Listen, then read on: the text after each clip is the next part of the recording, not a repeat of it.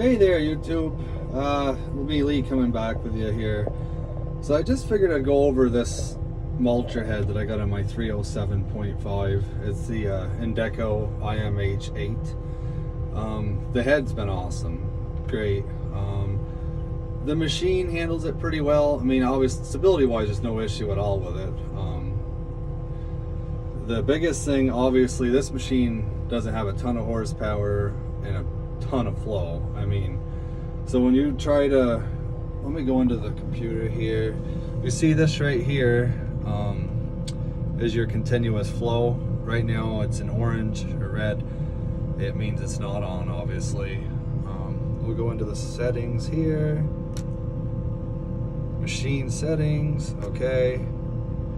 Then you're gonna go into control mode.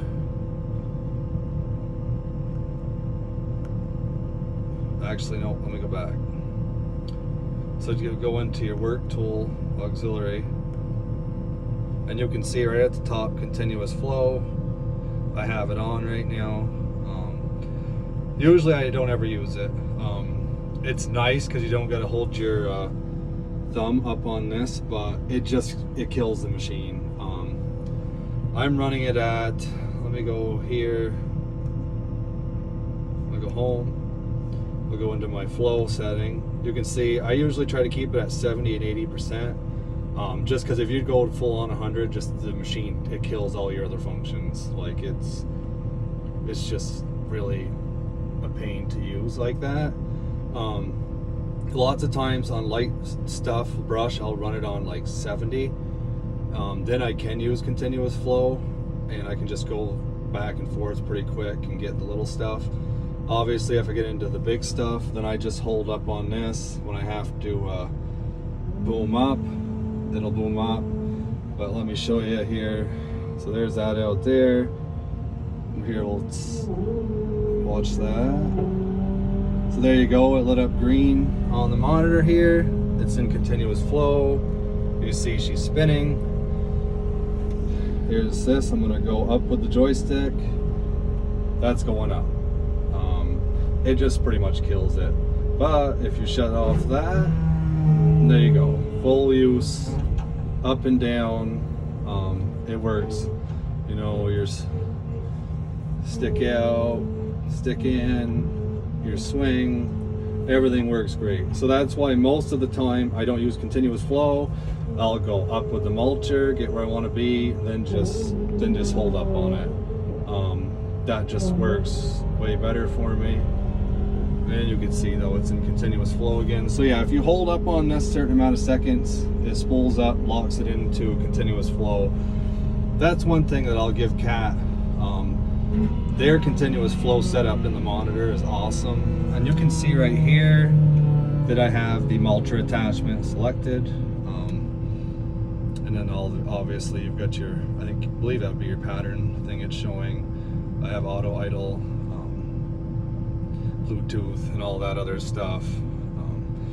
So yeah, you can go right into this. I keep this on as one of my shortcuts to adjust my flow because it's just so easy. I mean, yeah, and you can just go up, down. They say a lot of times I'll keep it on 70. Then I can pretty much keep my functions, and they work pretty well that way. That's the biggest downfall with running a mulcher head on this size machine. I know Cat has the 309, but with the dedicated pump for mulching, it was way out of my price league. For the amount of money, I was able to buy this machine and a mulcher head for probably still less than what it was going to cost me to get into a 309. And I also added, obviously I got the cat thumb, which that's a whole other story, which I don't like. I have trimmed, if you can see the end of the thumb, I did trim it down a bit so that the overhang weren't so bad. Because when you go to extend out, it just drags all the time. That's made a huge difference, and I think hopefully it won't bend as easy right there no more. But I mean, besides that, I mean, this machine handles this mulcher pretty well for what it is and what the flow and horsepower is. I think this machine's only like 58 horsepower. It's not a lot of horsepower, so you just got to learn how to use your functions.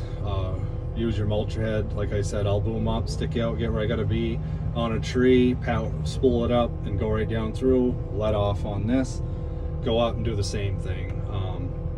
Like I said, if you're in lighter brush and stuff, then yeah, you can stick it, you can go to 80% continuous flow and just travel along, and the light duty stuff, it'll just eat it up. So, or the heavy stuff, it'll eat it up. But yeah, I mean, I don't think I would discourage anybody from going this route. I mean, if you're looking to get into mulching without spending a ton of money, I mean, the mulcher head was $17.3. I'll tell you what the price is right off the bat. Obviously, if you're going to get an FA or Dennis Simcaf, whatever, something like that, you're talking big money. Probably, I don't know, 25,000 maybe. The only thing I do like with like the FAE and stuff is that they do have the trap door, which will block stuff in and keep stuff from getting thrown all over the place. But you also have to add a whole other electric something in here to run that door. And I just didn't have the money, didn't want to spend the money on doing that, as you know, I'm just working my way into mulching and didn't want to strap myself completely. I mean, payment on this I can handle. But like I said, I really like Cat's setup on the joystick for your control, your toggle, and just the monitor, ease of use, being able to go into your flow right here, go home. I say go into here, go down to machine, or go into machine settings, and then you can go right into your auxiliary controls. You can see that would be my auxiliary 1 work tool, which I can click in that. And then you go down and you can see the auxiliary flow, which is at 70 right now. So if I go back, we can go down some more, and you can just see all of these. Then you can see right here is where you would select your work tool. I have it set right there on the mulcher, which is awesome to have it right in here. And yeah, then you just go home. Like I said, that would be your mulcher, it's showing, and up here would be your continuous flow. So yeah, I'll get out of the machine, show you the mulcher a little bit. I would love to take you, I'm gonna do a little mulching down around the side of a food plot down here. But I don't have a GoPro, and it's so hard to try and hold the phone and mulch that it would just be excruciating for me and you, the video. So I'll just get out here really quick. So here is the mulcher, you can see right there. I did just sharpen up these teeth on this. You can see I ground them all up. They're pretty sharp right now. I mean, this mulcher head is a beast. I mean, it is well built. My only negative complaint will be these feet, which your machine kind of sits on. Right in here will once in a while catch a white birch or something, and it binds your machine right up. I may end up taking this right off. I may end up cutting this inside portion right off on both sides, and that way there's lot less chance of stuff getting bound in here, because that is like the worst spot. And when you get stuff caught in these mulchers, it's a pain. A lot of times I'll keep a sawzall with me so I can cut some of the stuff out in a little pry bar, because you don't want to be up in the woods somewhere on a vast trail or something trying to do that with no tools. It's just a nightmare. So I keep some spare bolts, wrench for that, I believe 15/16. And yeah, and the sawzall, you can see, but it's just rugged. Everything's protected, built. I mean, the drum itself, all the welds, I mean, everything looks great on this. Let's get this, here we go around the front here. So on this side, you can see that it does have chains to keep stuff from getting thrown sometimes.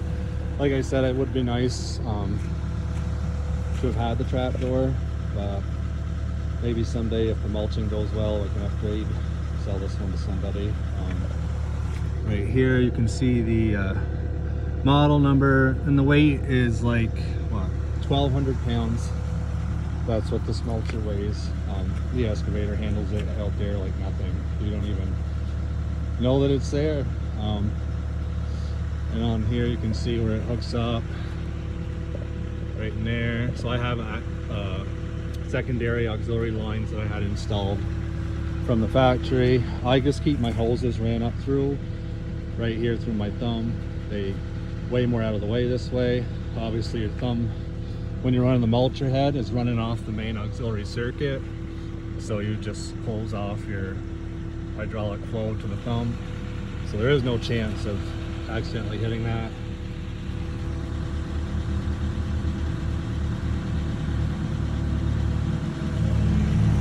And you can see here on this one, this is the K-strain. When they did the secondary auxiliary lines, that was installed. You have to have a K-strain with this one. If you have a smaller machine, you can go with the IMH, I believe 6, and that doesn't require a K-strain. But this machine had it, so I went with this route. This is a 30-inch mulcher. You can get a 36. You have to go to the IMH 10, and the flow is a little bit more on that one. And I just keep the width a little less, kind of save some of your power that way. But yeah, and of course this machine has the hydraulic quick coupler, which is a lifesaver. I've been down the manual quick coupler road. It's not fun, especially when you start adding a lot of attachments. I got a ripper, mulcher now, tilt bucket, digging bucket, and soon a smaller digging bucket. So yeah, I definitely would not be scared to go with this mulcher head. If somebody wants to get going in the industry, the people are great to deal with. I mean, I called the guy, I had it within 2 weeks, delivered to where I work. And yeah, I couldn't beat that. I mean, everybody else actually was out of ways. So yeah, I just figured I'd do a quick overview. Obviously, there it is, 307.5. So I got about 265 hours or something like that on it. Zero issues with the machine. It's been great. Yeah, all right, I just figured I'd do a short review. Hopefully soon I can do a little bit of video. I can get myself a GoPro maybe for Christmas, show you guys this machine in action. Okay, thank you everybody. I hope you have a great day, and happy Thanksgiving to you all. Bye.